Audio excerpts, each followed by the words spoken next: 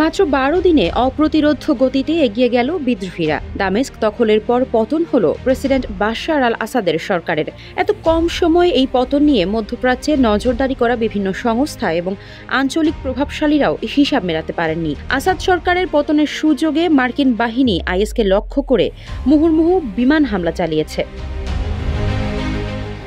Syria সরকারের মূল সমর্থক ছিল মস্কো। তাদের অস্ত্র ও সামরিক সমর্থনের জোয়ারে সবকিছু প্রেসিডেন্ট আসাদের পক্ষে চলে গিয়েছিল।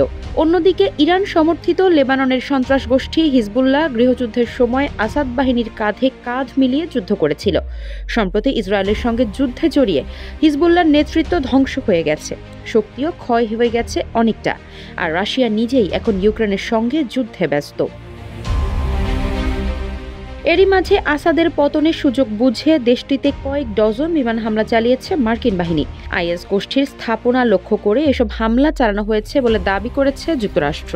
Double million offer, Walton fridge কিনে পেতে পারেন ২০ লক্ষ টাকা, রয়েছে কোটি কোটি টাকার নিশ্চিত উপহার। কাতার ভিত্তিক সংবাদ মাধ্যম আল জাজিরা যুক্তরাষ্ট্রের সেন্ট্রাল কমান্ডের বরাতে জানিয়েছে, রোববার তারা সিরিয়ার ৭৫টির বেশি লক্ষ্যবস্তুতে হামলা চালিয়েছে। আইএস নেতা ও তাদের ক্যাম্প, অভিযান কেন্দ্রগুলোতে এসব হামলা হয়েছে। আসাদের পতনের পর তারা যেন সুবিধা নিতে না পারে, তাই এসব হামলা। সেন্টকমের commander general Michael Erik Kurilla এক বিবৃতিতে বলেছেন, তারা আইএসকে সিরিয়ার বর্তমান পরিস্থিতির সুবিধা নিতে এবং তাদের পুনর্গঠন করতে দেবে না। সেই সঙ্গে সিরিয়ায় সকল গোষ্ঠীর জানা উচিত, তারা আইএসকে সাহায্য করলে বা সহযোগিতা করলে তাদের জবাবদিহির আওতায় আনা হবে।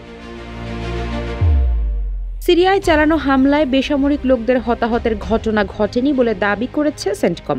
তবে সিরিয়ায় কোন কোন প্রদেশ বা জেলা এসব হামলা চালানো হয়েছে তা নিয়ে কিছু জানায়নি তারা। সেন্টকমের পক্ষ থেকে বলা হয়েছে, আইএসের সক্ষমতা কমাতে যুক্তরাষ্ট্র তার আঞ্চলিক মিত্র ও পার্টনারদের নিয়ে সিরিয়ায় অভিযান অব্যাহত রাখবে। এদিকে বিদ্রোহীদের অভিযানের মুখে টিকতে না পেরে পদত্যাগ করে পালিয়ে যাওয়া সিরিয়ার প্রেসিডেন্ট বাশার আল আসাদ বর্তমানে মিত্রদেশ রাশিয়ায় আশ্রয় নিয়েছেন। তাকে আশ্রয় দেওয়ার পর জাতিসংঘের নিরাপত্তা পরিষদের জরুরি অধিবেশন ডেকেছে রাশিয়া। আল জাজিরার এক প্রতিবেদনে এ তথ্য জানানো হয়েছে। প্রতিবেদনে বলা হয়েছে, সিরিয়ায় বিদ্রোহীরা ক্রান্তিকালীন কর্তৃপক্ষ গঠন করতে চলেছে। এমন পরিস্থিতিতে জাতিসংঘের দ্বারস্থ হয়েছে রাশিয়া। তারা নিরাপত্তা পরিষদের জরুরি অধিবেশনের আহ্বান জানিয়েছে। সোমবার এ বৈঠক অনুষ্ঠিত হতে পারে। আফসারা নাজ, নিউজ ডেস্ক, ইত্তেফাক।